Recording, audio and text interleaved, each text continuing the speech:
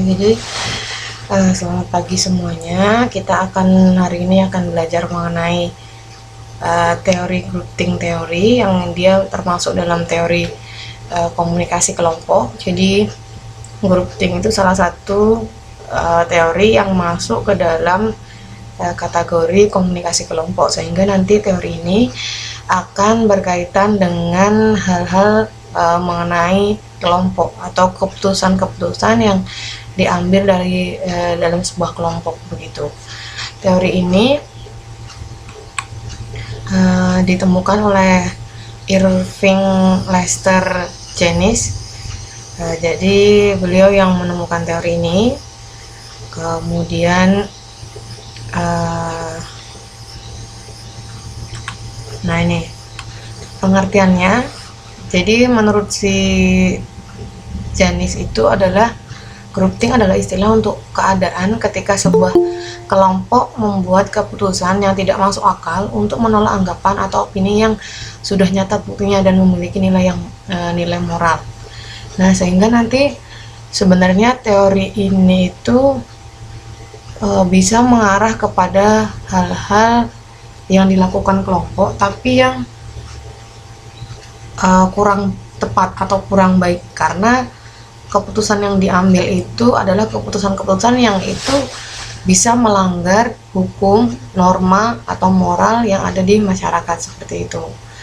Kemudian menurut Rahmat, grouping adalah proses pengambilan keputusan yang terjadi pada kelompok yang sangat kohesif. Jadi kohesif itu sangat solid atau padu gitulah ya kalau orang bilang ya, dimana anggota-anggota berusaha mempertahankan konsensus kelompok sehingga kemampuan kritisnya menjadi tidak efektif lagi. Jadi karena menurut teori ini ketika sebuah kelompok itu ada yang satu udah bilang yes, itu dianggap bahwa semuanya yes gitu. Nah, itu sering terjadi di beberapa kelompok, misalnya kelompok-kelompok remaja, kelompok-kelompok anak sekolah, itu kan banyak ya yang kemudian cenderung mengarah ke grouping yang kemudian tidak implikasinya tidak baik nantinya gitu. Jadi keterpaduannya atau kohesivitasnya itu mengarah ke hal-hal yang tidak baik begitu. Kemudian asumsi dasarnya yaitu terdapat kondisi-kondisi di dalam kelompok yang mempromosikan kohesivitas tinggi. Jadi kalau kita udah ada masuk di dalam kelompok, terus di situ kondisi-kondisi yang bisa kita lihat kalau kelompok itu terlalu solid yang berlebihan itu juga tidak baik ternyata. Misalnya dilarang bilang kalau aku, kamu gitu, enggak. Jadi semua itu kita harus ngomongnya kita, enggak ada lagi kata aku dan kamu misalnya kayak gitu. Nah, itu kan seolah-olah kayak apa yang dilakukan itu semacam kita adalah perwakilan dari kelompok itu gitu loh. Kayak itu yang dinamakan kondisi-kondisi dalam kelompok yang mempromosikan kohesivitas tinggi. Jadi ada jargon-jargon khusus yang mungkin itu hanya dimiliki oleh kelompok tersebut misalnya, itu yang udah menjadi darah daging mereka ketika ada dalam kelompok itu misalnya. Nah, itu yang dimaksud dengan kondisi-kondisi dalam kelompok yang atau memperlihatkan kohesivitas tinggi gitu. Jadi ada yang kadang kan tidak boleh ya kita misalnya ya harus manggil dengan kata-kata ini misalnya. Nah itu yang kemudian bisa mengarah kepada yang namanya grouping. Yang kedua itu adalah pemecahan masalah kelompok, pada intinya merupakan proses yang menyatu. Jadi kalau di kelompok-kelompok yang memang dia itu istilahnya sehat kelompoknya, itu dia tidak proses dari pemecahan masalah kelompok itu dibicarakan secara misalnya kayak musyawarah untuk mufakat. voting, ngambil suara. Nah, kalau di kelompok-kelompok yang memang dia mengarah kepada groupthink itu tidak. Jadi mereka cenderung tidak mau berpendapat anggota kelompoknya. Jadi seakan-akan bahwa apa yang sudah disampaikan oleh pimpinan kelompok atau petinggi kelompoknya itu ya sudah, itu adalah bagian dari pemecahan dari masalah mereka gitu. Nah, mereka cenderung seperti itu.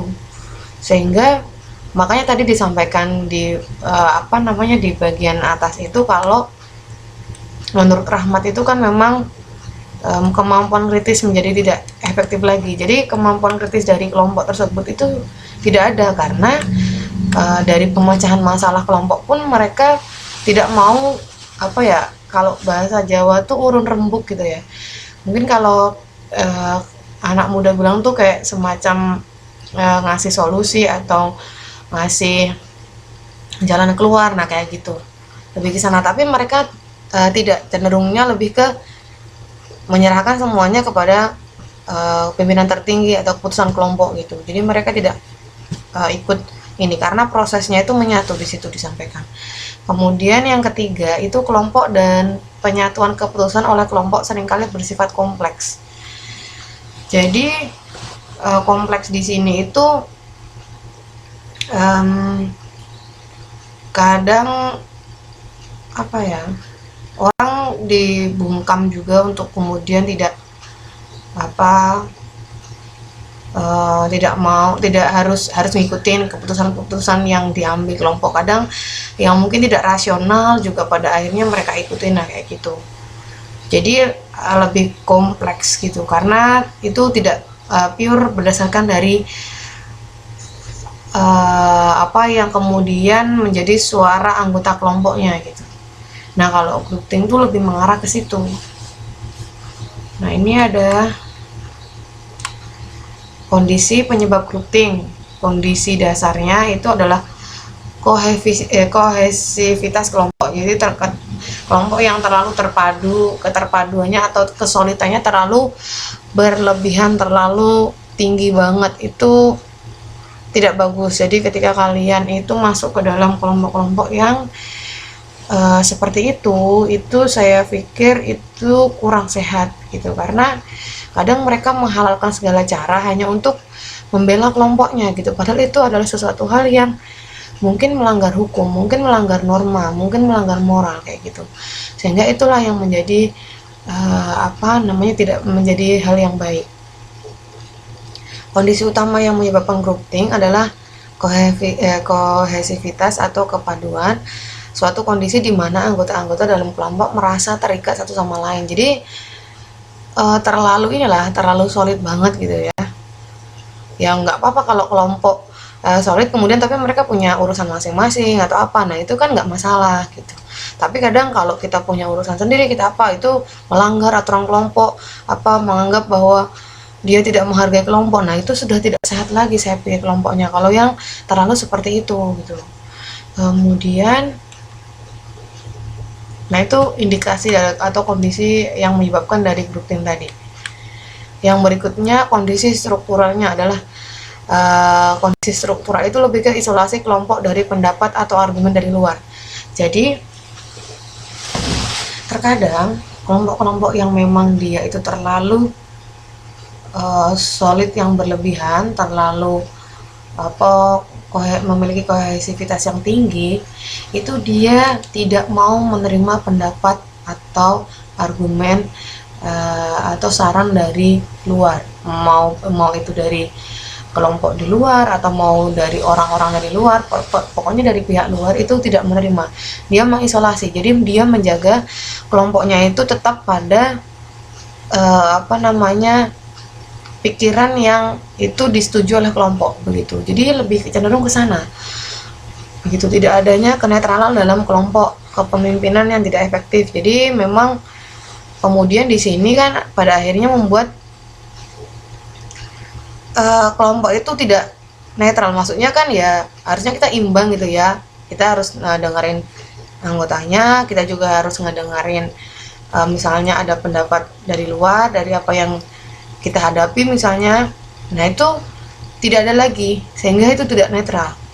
membuat kepemimpinan tidak efektif ya, karena hanya suara itu diambil dari keputusan yang entah itu apakah dari pimpinan tertinggi atau dari orang yang lebih berkuasa. Nah itu jadi tidak efektif. Pembagian prosedur pengambilan keputusan yang benar. Pengabaian prosedur pengambilan keputusan yang benar. Jadi mereka itu mengabaikan, harusnya kan kalau keputusan itu dimanapun kelompok yang sehat itu pasti akan memiliki prosedur pengambilan keputusan itu yang benar atau yang sehat. Yang tadi saya sampaikan ada voting, ada kemudian apa yang tadi voting dengan suara terbanyak yang kemudian diambil keputusannya, atau musyawarah untuk mufakat, atau menerima pendapat dari pihak luar yang dianggap lebih atau misalnya orang-orang yang berpengaruh dari luar, atau orang-orang yang dianggap memiliki pengetahuan yang lebih kayak gitu. Jadi itu tidak ada dalam kelompok yang grouping, itu tidak ada. Jadi prosedurnya itu tidak benar dalam pengambilan keputusan di situ, sehingga yang terjadi adalah kadang anggota-anggota dalam kelompok bersifat homogen atau berlatar belakang dan berideologi yang sama. Jadi mereka itu cenderung lebih menyukai orang-orang yang memiliki pandangan yang sama kayak gitu. Jadi ketika ada satu yang tidak sama, itu pasti hanya akan dimusuhin atau mungkin dia akan terintimidasi. Sehingga mau tidak mau dia itu ada orang yang kemudian, kalau Anda merasa bahwa ketika Anda itu tergabung dalam kelompok tapi Anda selalu terintimidasi di situ, tidak bisa menyampaikan pendapat, kemudian tidak bisa menyampaikan kritik kayak gitu. Nah, itu mungkin bisa dikaji ulang apakah kelompok tersebut itu masuk dalam kelompok grouping atau tidak gitu. Seharusnya itu kalau yang bagus itu nggak harus semuanya tuh latar belakang dan ideologi yang sama. Mungkin ideologi boleh sama, cuma kan latar belakang dan misalnya kayak apa kan nggak harus kemudian disamakan gitu. Karena itu juga justru semakin banyak beragam orang yang ada di situ dengan lebih heterogen, bukan homogen, yang berbeda-beda, itu kan lebih banyak akan membangun kelompok tersebut gitu. Nah, kecenderungannya kalau kelompok yang memang dia grouping itu pasti dia akan lebih setuju dengan orang-orang yang ideologinya sama. Oh, sama-sama suka tawuran ya. Memang mereka ideologinya suka yang seperti itu gitu loh. Yang misalnya nggak terima ketika sekolahnya diejek, harus menunjukkan kekuatan mereka. Nah, itu kan ideologinya kan sama. Dengan menggunakan cara kekerasan, itu kan mereka sama ideologinya, latar belakangnya juga sama, sering berantem misalnya. Jadi itulah yang mereka cari gitu. Kemudian orang-orang yang kemudian menolak di situ pasti hanya akan dikatakan misalnya cemen, atau mungkin dikatakan tidak gentleman, atau dikatakan mungkin dia pengkhianat dan lain sebagainya. Nah, itu yang menurut saya kelompok-kelompok yang tidak sehat. Karena kalau yang sehat itu ya dia harusnya bisa menerima apapun pendapat dari anggotanya, ya harus bisa menerima begitu kan. Pendapat itu kan bebas kita menyampaikan sebagai anggota kelompok gitu kan. Apakah kemudian kita memberikan masukan bahwa itu tidak baik, jalan tawuran itu bukanlah jalan yang tepat untuk menyelesaikan masalah. Nah, itu kan kalau untuk kelompok yang grouping itu tidak ada seperti itu. Jadi keputusan yang diambil itu yaudah yuk langsung berangkat. Kadang itu yang ikut tuh nggak tahu permasalahannya apa, karena adanya kohesivitas yang terlalu tinggi tadi. Mereka nggak tahu, mereka tiba-tiba mati di lokasi tawuran, padahal yang mati tuh nggak tahu gitu. Sebenarnya itu penyebab tawurannya tuh apa? Kenapa sekolahnya tuh marah? Kenapa kelompoknya tuh marah dengan sekolah lain misalnya?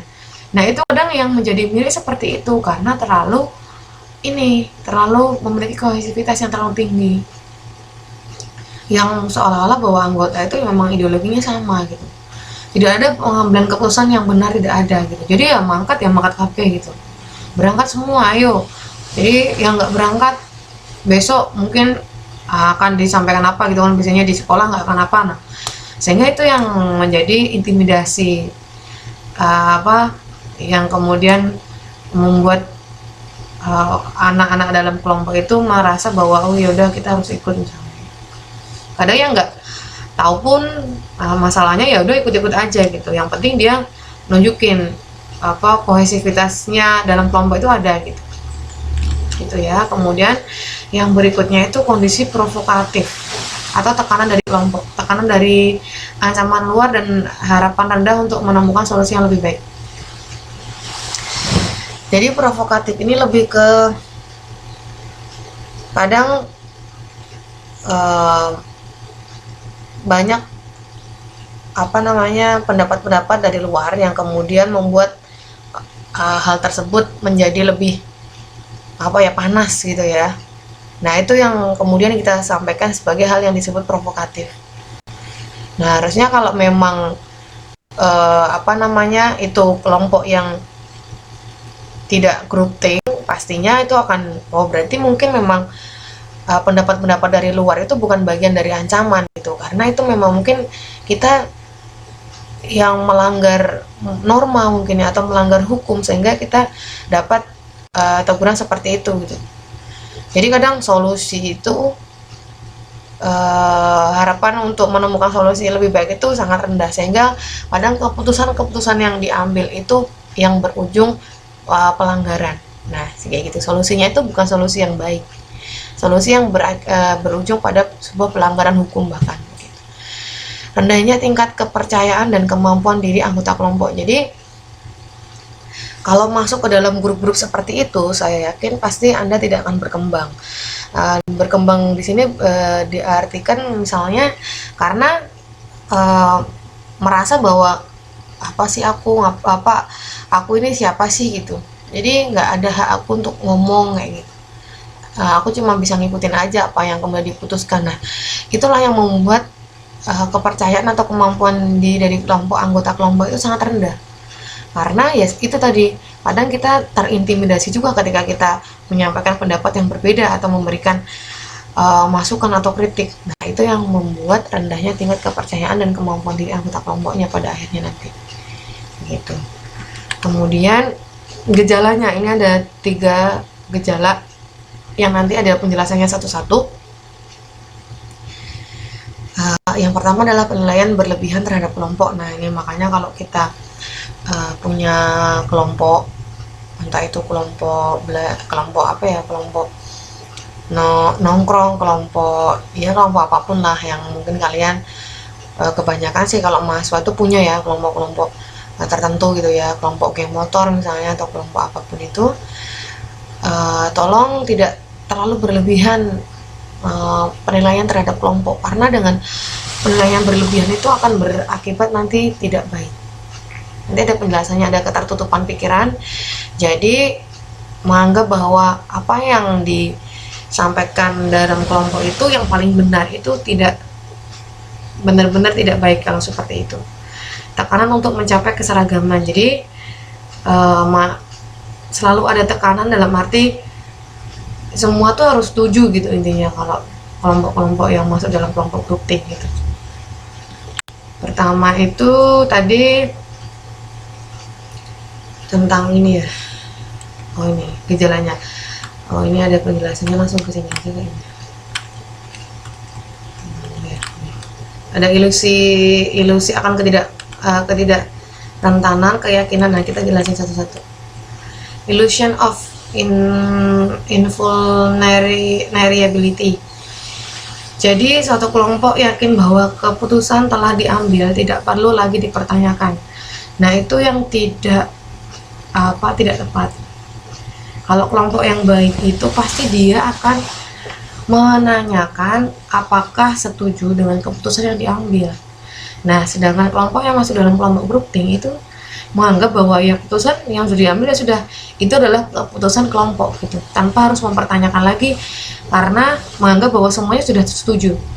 Kelompok selalu menciptakan optimisme yang berlebihan dan siap untuk mengambil resiko yang lebih ekstrem sekalipun. Jadi mereka tuh terlalu optimis terhadap kelompoknya itu loh, terlalu berlebihan sehingga kadang mereka tuh berani ngambil resiko apapun, bahkan sekalipun mereka masuk ke dalam pelanggaran hukum. Misalnya kelompok-kelompok eh, kriminal bersenjata atau KKB. Ya mungkin itu yang masuk dalam kelompok tersebut tidak setuju ketika mereka akan menyerang warga masyarakat Papua misalnya. Itu mungkin tidak setuju, atau mungkin menyerang para pekerja trans Papua misalnya. Nah itu, tapi karena memang itu tidak perlu dipertanyakan lagi, pada akhirnya ya semua harus berangkat untuk melakukan serangan itu. Bahkan saking optimisnya kita pasti akan bisa mengusir mereka dari sini misalnya, pasti kita bisa mengalahkan mereka. Saking optimisnya kadang mereka itu sambil mengambil resiko dengan cara yaitu ekstrem, membunuh, menembak dan lain sebagainya. Banyak korban di situ gitu kan. Padahal kan tidak harus dengan hal yang seperti itu gitu. Kenapa tidak menyampaikan aja sebenarnya tuntutan mereka itu apa gitu kan. Nah itu kan ada manajemen konfliknya yang harus dibawa di situ gitu kan. Tapi karena memang mereka menganggap bahwa kelompok mereka itu kebal atau kuat, ya mereka pasti menganggap bahwa mereka bisa mengatasi itu gitu. Mereka bisa melakukan hal-hal yang mungkin mereka akan ditakuti banyak orang gitu. Nah itu yang menjadi tidak tepat. Terus believe in inherent morality of group. Jadi kepercayaan pada suatu keyakinan, bisa saja gitu. Kelompok menjaga sebuah kepercayaan yang tidak terpatahkan. Hal ini cenderung mengakibatkan para anggota kelompok untuk mengabaikan konsekuensi-konsekuensi moral dan etika keputusan-keputusan mereka. Jadi misalnya kayak kelompok Sunda Empire, kayak kelompok misalnya yang ada di Purworejo itu Kanjeng siapa itu. Nah itu kan karena mereka ada kepercayaan, ada keyakinan, mereka itu sering belajar banyak, kayak belajar sejarah, belajar hal-hal yang berbau tentang kerajaan. Jadi mereka itu ya percaya saja gitu. Karena mereka mengabaikan bahwa itu adalah sesuatu hal yang tidak masuk akal, itu tidak lagi berpikir ke arah situ. Jadi keputusan-keputusan yang diambil oleh si pemimpin kelompok itu yang mereka jalankan saja gitu. Bahwa kalau mereka itu ternyata melanggar hukum juga itu mereka abaikan. Nah seperti itu yang kemudian yang dimaksud dengan kepercayaan dan pada suatu keyakinan. Jadi ada beberapa juga misalnya kelompok teroris itu kan karena mereka mempercayai bahwa ya dengan mereka mati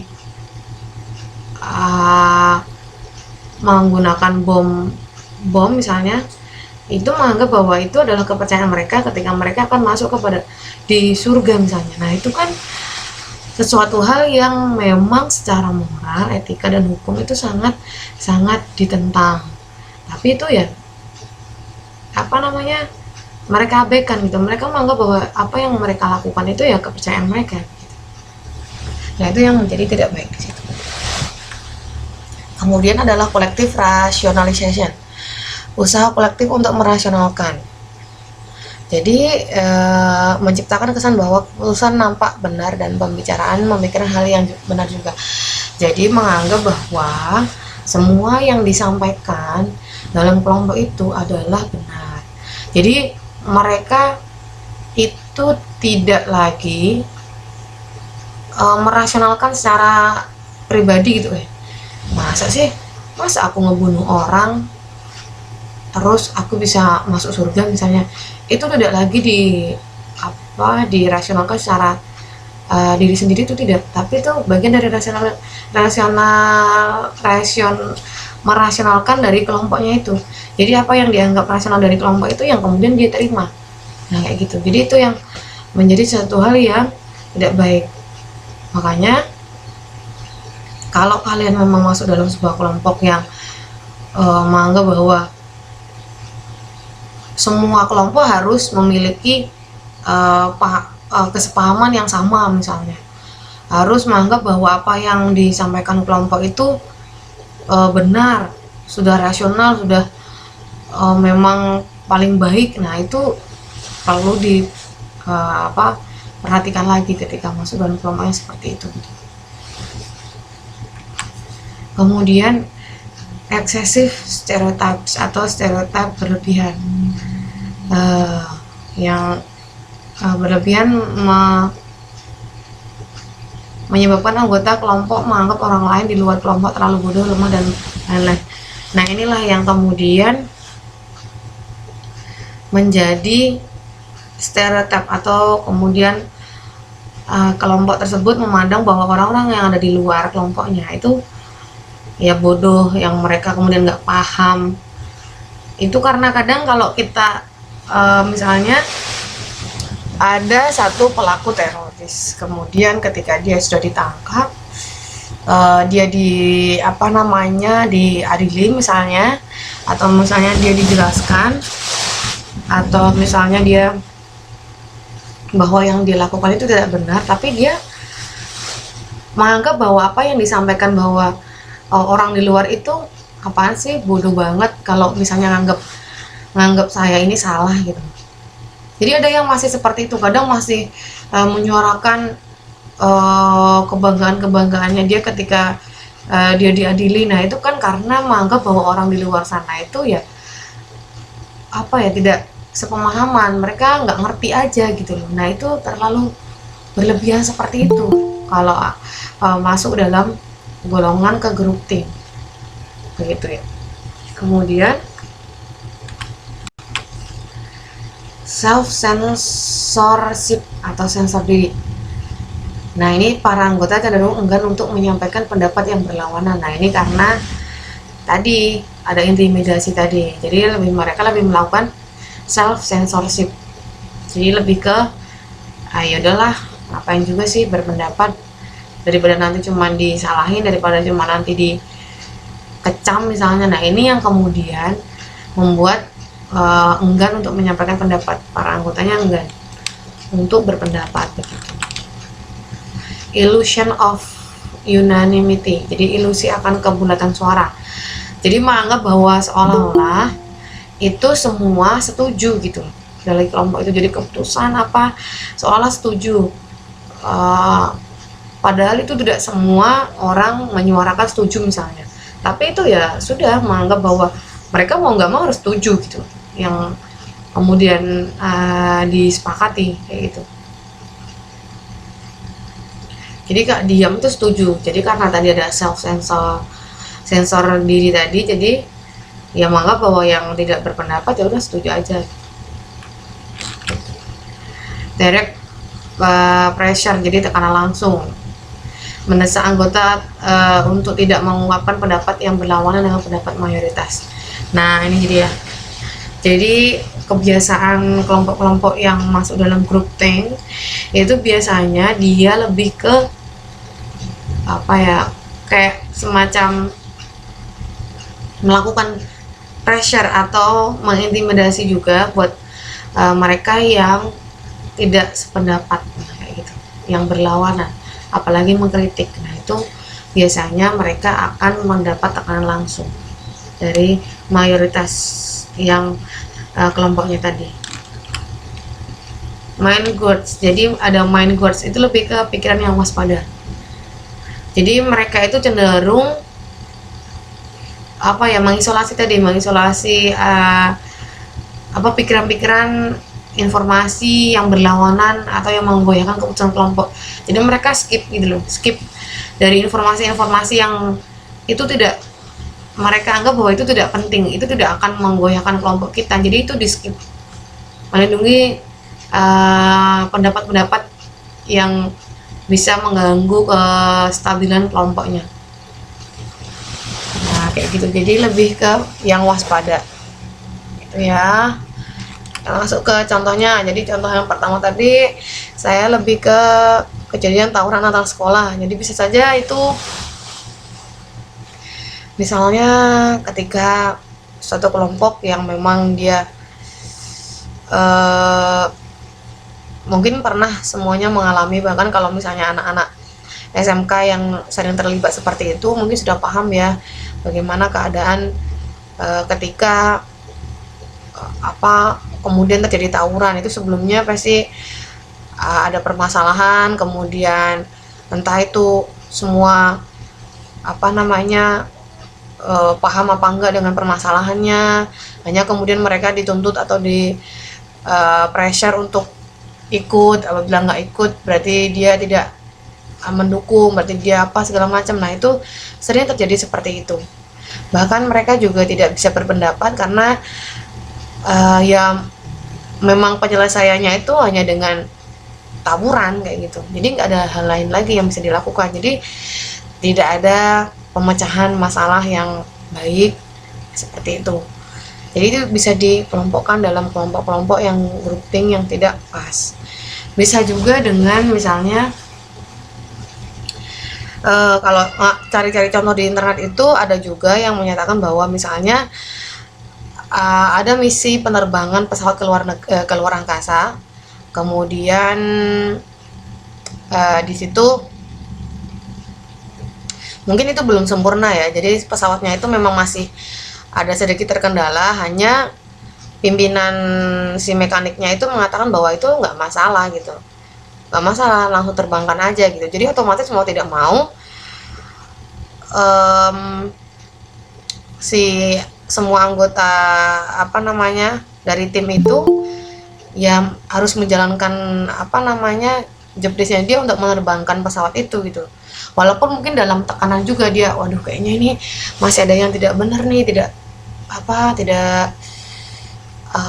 masih nanti ada terkendala atau nanti takutnya bagaimana dan sebagainya. Nah, itu mungkin ada yang sadar seperti itu, tapi mereka tidak bisa menyampaikan pendapatnya gitu, karena nanti dianggap bahwa kamu mau gagalin misi ini misalnya yang udah ditunggu selama tahun-tahun untuk bisa melakukan penerbangan ini misalnya. Nah, itu kan yang kemudian muncul di situ.